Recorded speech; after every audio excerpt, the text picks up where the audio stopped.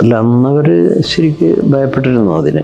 പിന്നെ പതുക്കെ പതുക്കെ അവരതിനെ കവറപ്പ് ചെയ്യാൻ നേരത്തെ പറഞ്ഞുകൊണ്ടുള്ള സമാന്തര സംഘടനകൾ കൊണ്ട് കോൺഗ്രസ്സുകാർ ആദിവാസി കോൺഗ്രസ് ഉണ്ടാക്കി, ഇങ്ങനെ ഉണ്ടാക്കി. ഗോത്രമഹാസഭ ആ നിരക്ക് ഇപ്പം ഒരു ആക്റ്റീവായ ഒരു പ്ലാറ്റ്ഫോമാണെന്ന് പറയാൻ പറ്റില്ല. പേരിന് മാത്രമുണ്ട്, ആളുകളൊക്കെ എവിടെയും പോയിട്ടില്ല. ഒന്ന് ഈ വലിയ തോതിലുള്ള ആയിരക്കണക്കിന് ആൾക്കാർ ഭൂസമരത്തിന് വരാൻ തയ്യാറായിരുന്നു. തിരുവനന്തപുരം സൈഡിലൊരു സമരത്തിന് പ്ലാനുണ്ടായിരുന്നു. ഏതാണ്ട് ഒരു ഭൂസമര കേന്ദ്രം നമ്മൾ ഓപ്പൺ ചെയ്താൽ ചുരുങ്ങിയത് 10,000 പേരൊക്കെ വരും എന്ന് നമുക്കറിയാമായിരുന്നു.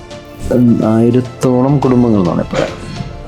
1000-ഓളം ആളുകളല്ല, 1000-ഓളം കുടുംബങ്ങൾക്ക് അറ്റ് എ ടൈം താമസിച്ച് ജീവിക്കാൻ പറ്റുന്ന 3 മലകൾ, 3 പ്രദേശങ്ങൾ അവരതിനു വേണ്ടിയിട്ട് ഉപയോഗപ്പെടുത്തി. അപ്പോൾ അതിനങ്ങനൊരു നമ്മുടെ ഇപ്പോൾ ഒരു നിയമാനുസൃതമുള്ള ട്രൈബൽ ഓട്ടോണമി, പെസാ നിയമം എന്നൊക്കെ പറയുന്ന കോൺസ്റ്റിറ്റ്യൂഷണലായിട്ടുള്ള എല്ലാ സാധനങ്ങളാണ്. അവരെ അത് പഠിപ്പിച്ചെടുക്കുകയുള്ളൂ. അതിനോടൊരു തീവെപ്പുണ്ടായി. കാട്ടുതീ എന്നുള്ള പേരിലാണ് ഒന്നെങ്കിലും അത് വനം വകുപ്പിൻ്റെ അറിവോടുകൂടി നടത്തുന്ന ഒരു അഗ്നിബാധയായിട്ടാണ് നമുക്ക് പിന്നീട് മനസ്സിലായത്.